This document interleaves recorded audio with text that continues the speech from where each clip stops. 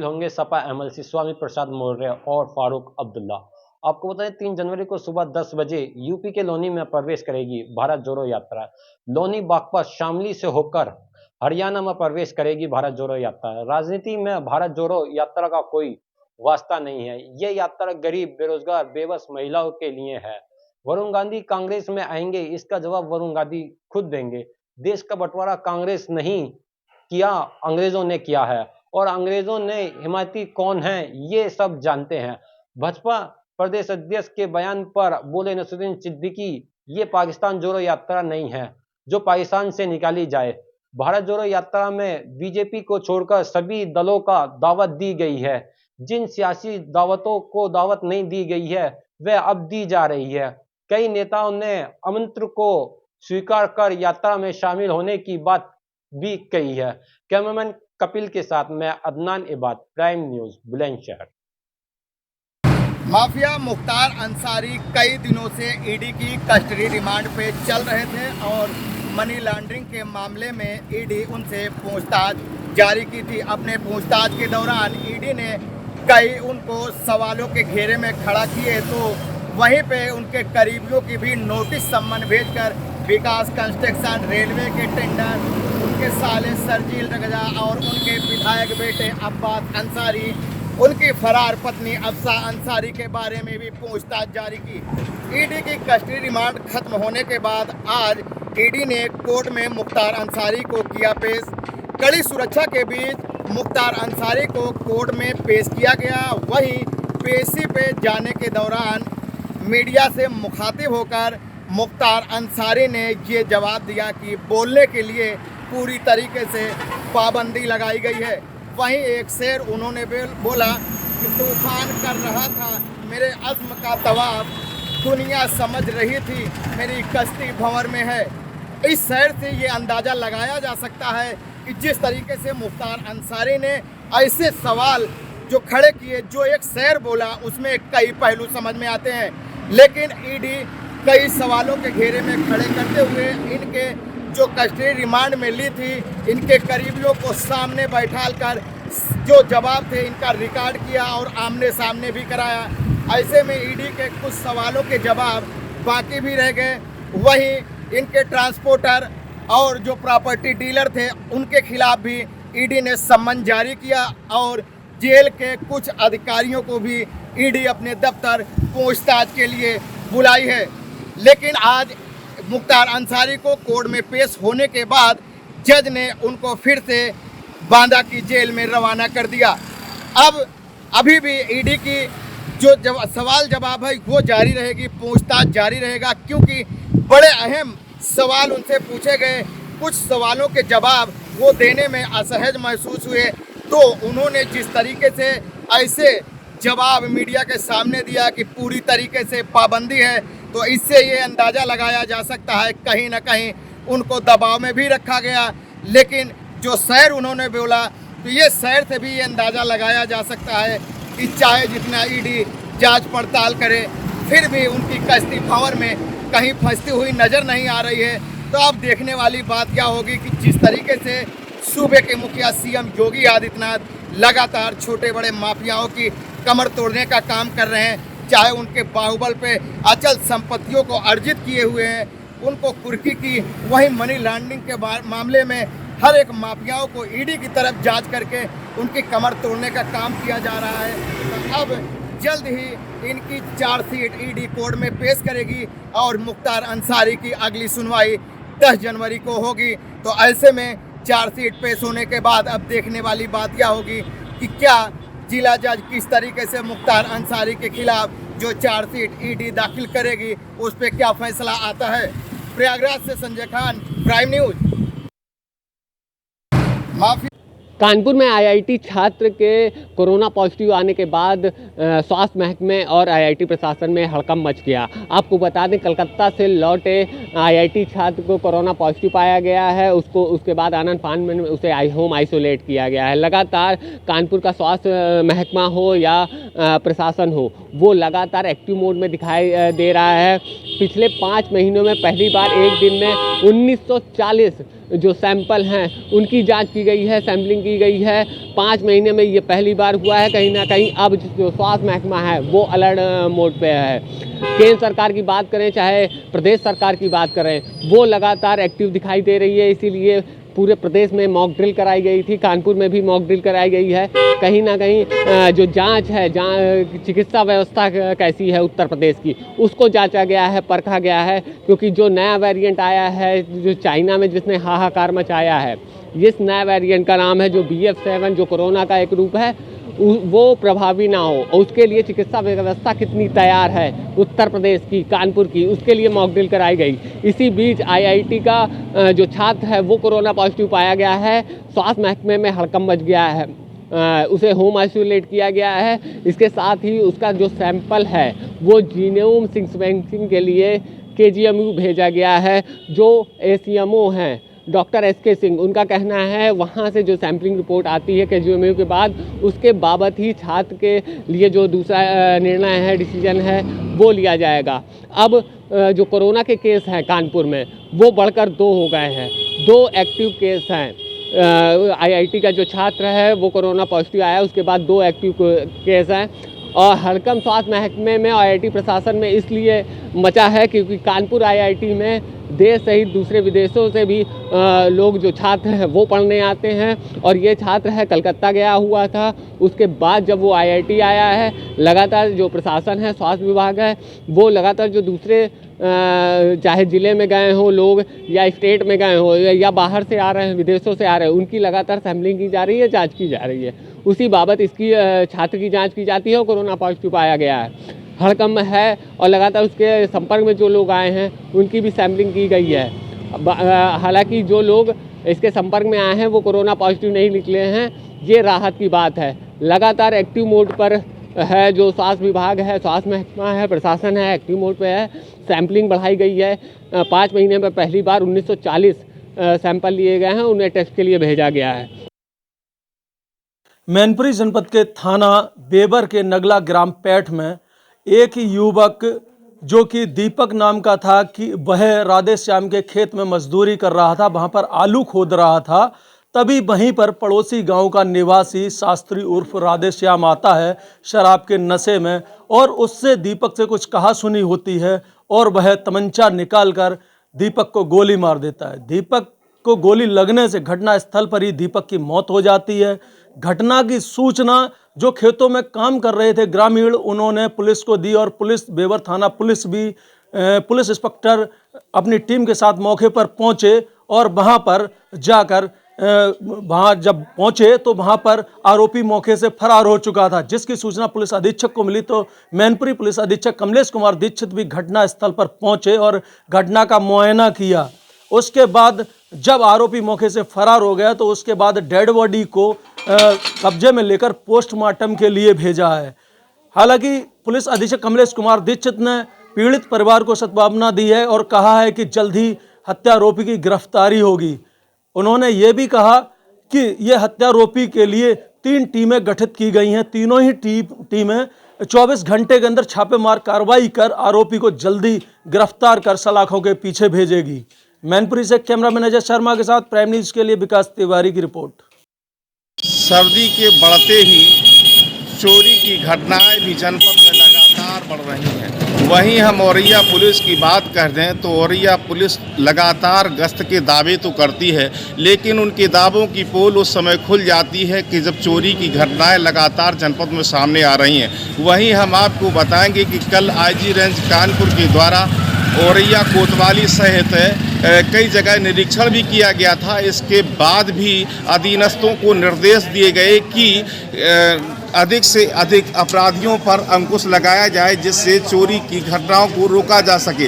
वहीं चोरों ने कल सूने घर में चोरी की घटना को अंजाम दिया है।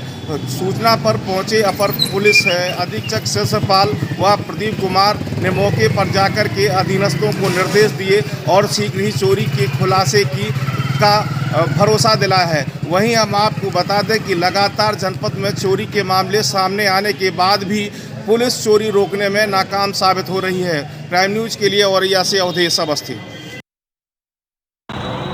फाइनेंस कंपनी के कर्मचारी ने अपनी ही फर्म को 1,36,00,000 का चूना लगाया है, तो वहीं कैश डिलीवरी वैन ने बॉक्स में रखे हुए 1,36,00,000 रुपये कर्मचारी विवेक को बैंक में जमा करने के लिए दिए थे, लेकिन वह कर्मचारी बैंक के बेसमेंट में उस बॉक्स में भरे पैसे को बोरे में भरकर अपनी मोटरसाइकिल पर लेकर फरार हो गया है, जिसके बाद आगरा पुलिस आनन फानन में हरकत में आई है और कई टीमों को इस फरार कर्मचारी को पकड़ने के लिए गठन किया गया है। ऐसे में आगरा पुलिस का कहना है जल्द से जल्द इस घटना का सफल अनावरण कर इस आरोपी को पकड़ लिया जाएगा। ऐसे में बैंक कर्मचारियों की सूचना पर फाइनेंस कर्मचारी को पकड़ने के लिए पुलिस ने टीमों का गठन भी कर दिया है, तो वहीं 1,36,00,000 की रकम को लेकर फाइनेंस कर्मचारी फरार है। ऐसे में आगरा पुलिस ने लगभग 5 टीम देर शाम गठन कर दी गई थी। अब 10 टीमों को इस आरोपी के पीछे लगाया गया है और जल्द ही इसको पकड़ा जाएगा और पकड़ने के बाद ही इस घटना का अनावरण हो पाएगा और वजह पता चल पाएगी कि आखिर किस कारण से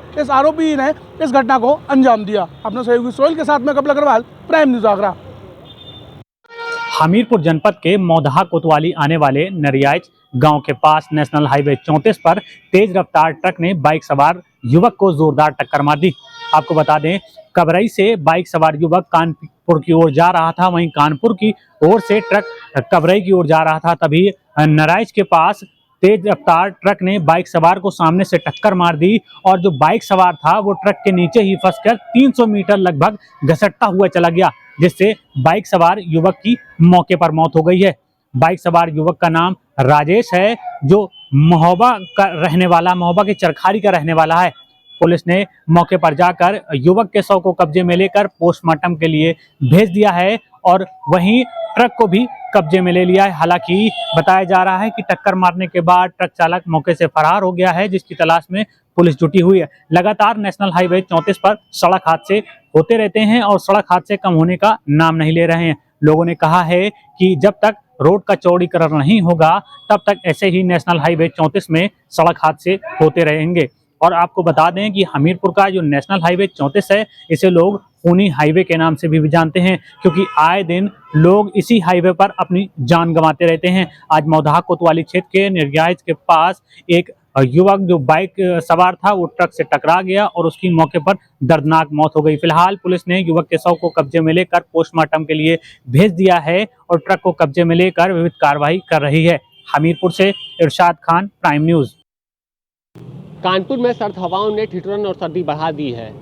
लोगों की मुश्किलें लगातार बढ़ती जा रही हैं, क्योंकि लगातार जो सर्दी है वो बढ़ती जा रही है। मंगलवार को पारा 60 डिग्री सेल्सियस पहुंच गया। इसके साथ ही 20 किलोमीटर रफ्तार से जो सर्द हवाएं चल रही हैं, उन्होंने ठिठुरन बढ़ा दी है। प्रशासन भी अलर्ट मोड पर है। पिछले 24 घंटे में जो अलाव की है संख्या है, जो पॉइंट बनाए गए थे पूरे कानपुर में जहां पर अलाव जलाए जाएंगे, लकड़ी पहुंचाई जाएगी, उन्हें 63 से 85 कर दिया गया। 85 अब पॉइंट होंगे जहां पर अलाव की व्यवस्था की जाएगी, जिसमें जहां अलाव जलाया जाएगा, लकड़ी पहुंचाई जाएगी, जिससे लोगों को राहत मिल सके। लगातार प्रशासन डीएम विशाख जी अय्यर भी जो रैन बसेरे हैं उनका दौरा कर रहे हैं, उन्हें चिन्हित कर रहे हैं कि रैन बसेरे में लोगों को रुकने की व्यवस्था की जाए।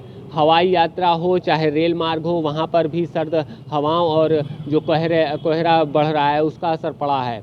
1 से 8 घंटे तक ट्रेनें लेट हो चुकी हैं, जिसमें 67 ट्रेनें हैं जो 5 घंटे तक लेट हैं। 4,271 यात्री हैं जिन्होंने टिकट कैंसिल करा दिया है। जो रेल जो लेट हुई है उसके कारण 4,271 यात्री हैं जिन्होंने टिकट कैंसिल दिया है। लगातार यात्रियों को परेशानी हो रही है। लगातार सर्दी और ठिठुरन बढ़ती जा रही है कानपुर में। इसी कड़ी में पिछला 24 घंटा गया है, जिसमें हार्ट अटैक और ब्रेन स्ट्रोक के कारण 4 मौतें हो गई हैं। लगातार बढ़ती जो सर्दी है, अगर वैज्ञानिकों की माने, उससे आने वाले दिनों में भी राहत नहीं मिलने वाली है। लगातार प्रशासन अलर्ट मोड पे है। अलाव की व्यवस्था की जा रही है, कंबलों की व्यवस्था की जा रही है, चाहे रेलवे स्टेशन हों, बस स्टॉप हैं जहाँ पर गरीब लोग रहते हैं, जहाँ जिनके पास व्यवस्था नहीं होती है। रैन बसेरे का लगातार निरीक्षण कर रहे हैं डीएम विशाख जी अय्यर।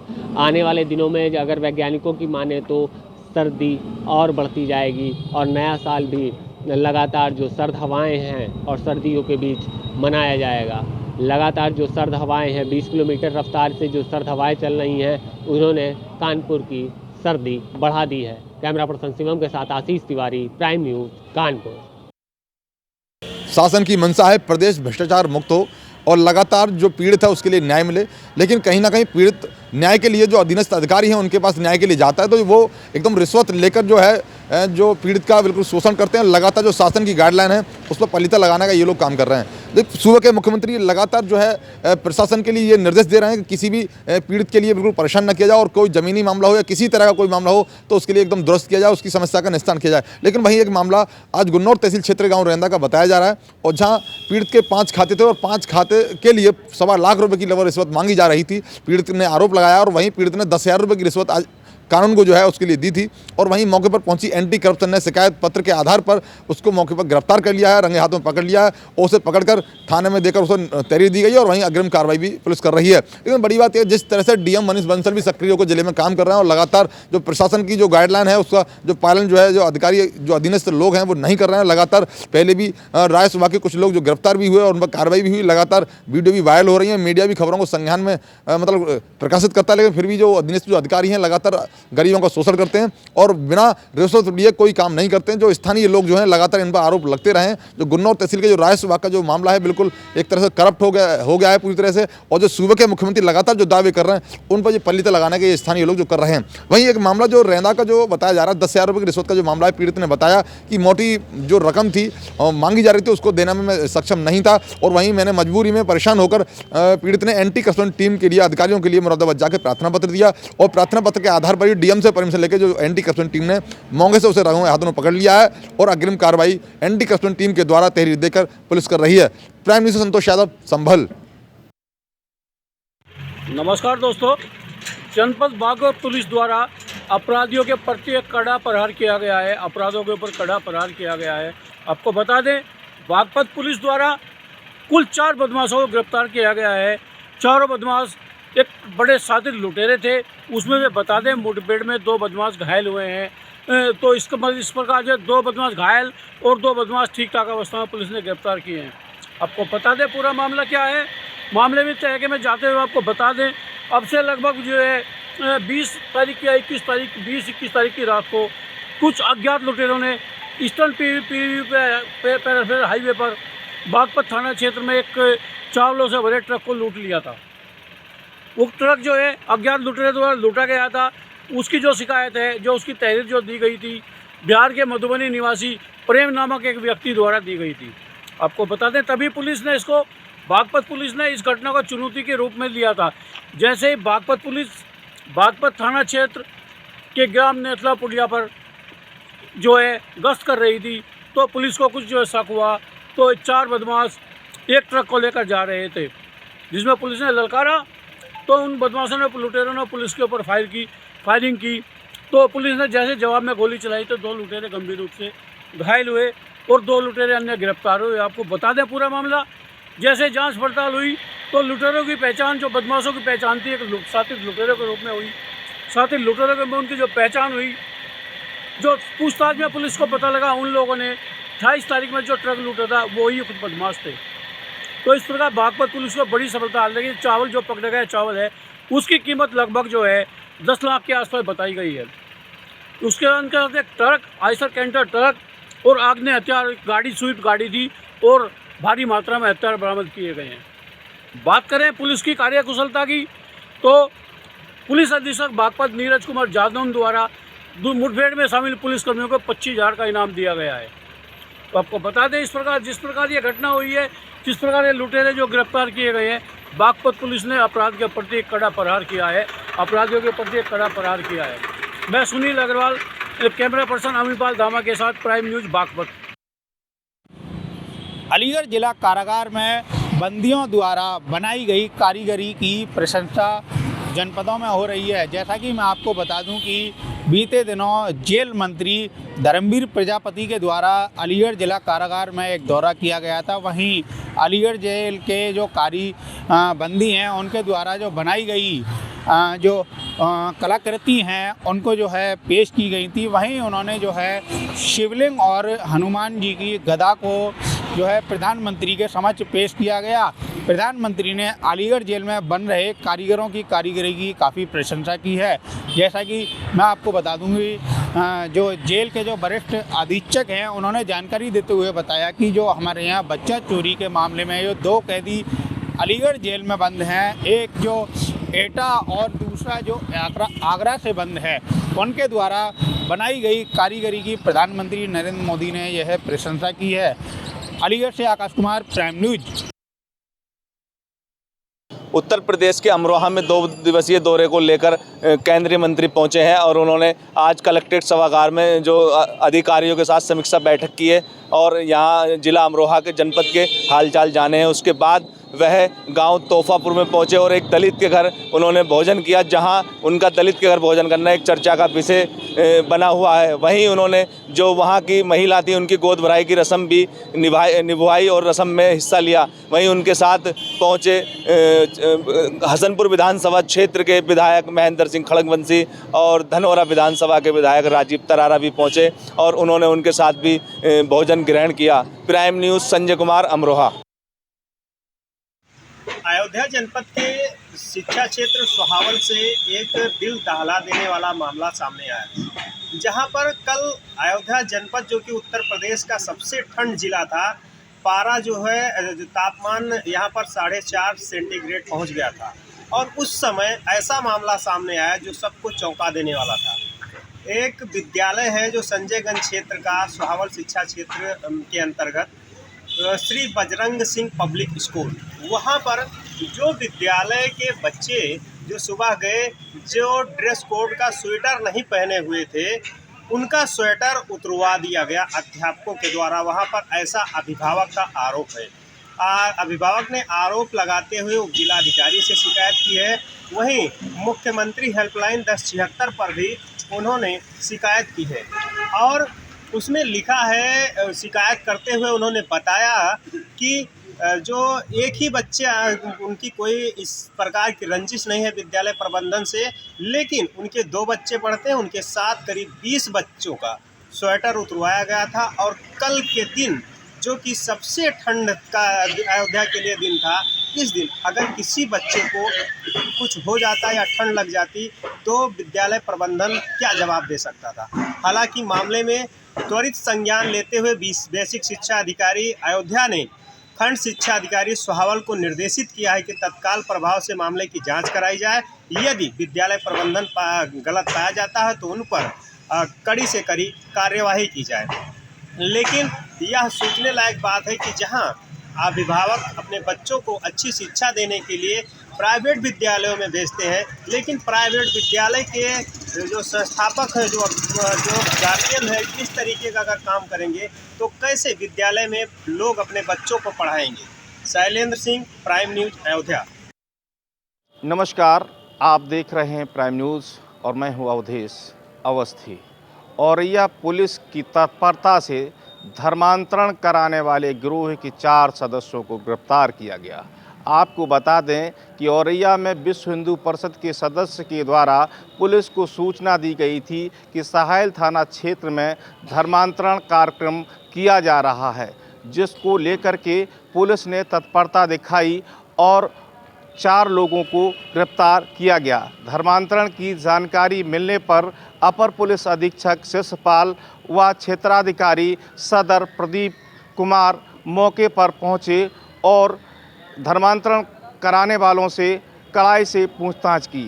कड़ाई से पूछताछ करने के बाद शिकायत के आधार पर विश्व हिंदू परिषद के कार्यकर्ता से प्रार्थना पत्र लेने के बाद मामला दर्ज किया गया है। वहीं आपको बता दें कि 4 लोगों को औरैया पुलिस ने गिरफ्तार करके जेल भेज दिया है। प्राइम न्यूज़ के लिए औरैया से